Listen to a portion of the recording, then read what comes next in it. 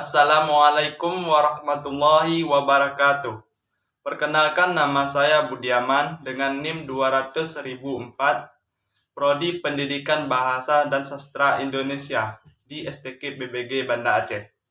Kali ini kita akan menjelaskan hubungan berbicara dengan keempat keterampilan berbahasa lainnya menurut pemahaman saya.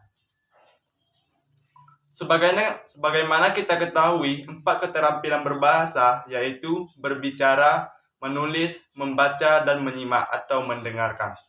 Dari empat keterampilan bahasa tersebut, kita dapat mengambil satu ikatan antara satu sama lain yang saling melengkapi.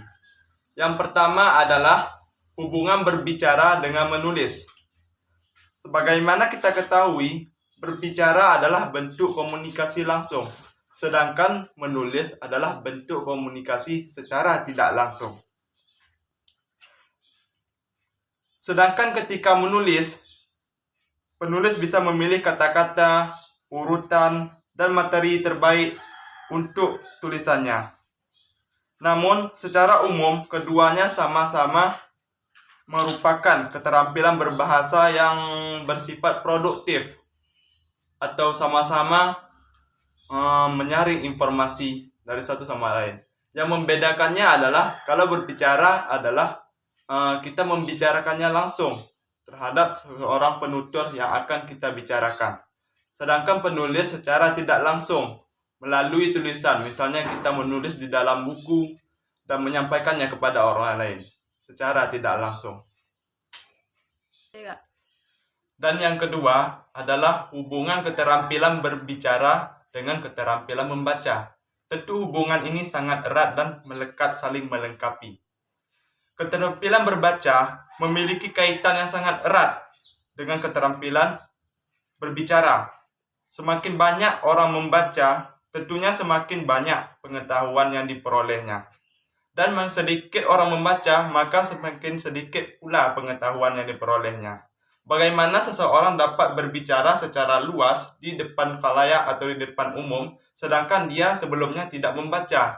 Seorang pembicara yang baik pasti melakukan pembacaan terlebih dahulu terhadap apa yang akan dibicarakannya nanti, sehingga dia lebih kaya kosakata, sehingga dia menguasai bagaimana teknik berbicara yang baik, sehingga dia lancar dalam berbicara. Selanjutnya adalah hubungan berbicara dengan menyimak atau mendengarkan. Menyimak dan berbicara merupakan suatu kegiatan komunikasi yang dilakukan secara langsung atau secara tatap muka, face to face communication.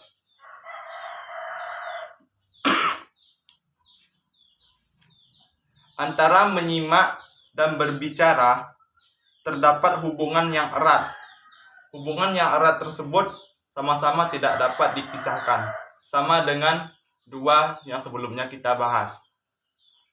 Antara lain adalah seorang pembicara tentu harus melakukan simakan terlebih dahulu sebelum dia berbicara. Orang yang menyimak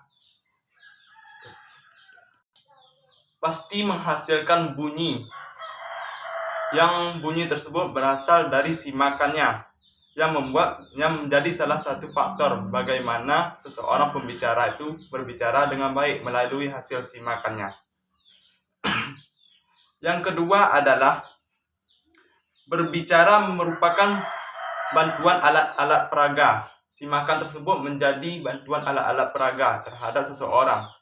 Dengan hasil simakannya tersebut, dia dapat berbicara langsung dengan baik.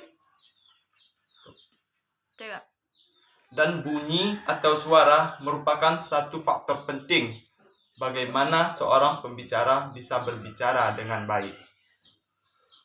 Kegiatan berbicara selalu diikuti oleh kegiatan menyimak, dan begitu pula sebaliknya. Bila penyimak dapat memahami pesan yang disampaikan oleh pembicara, maka terjadilah komunikasi yang tepat. Dan apabila sebaliknya, maka terjadilah komunikasi yang tidak tepat.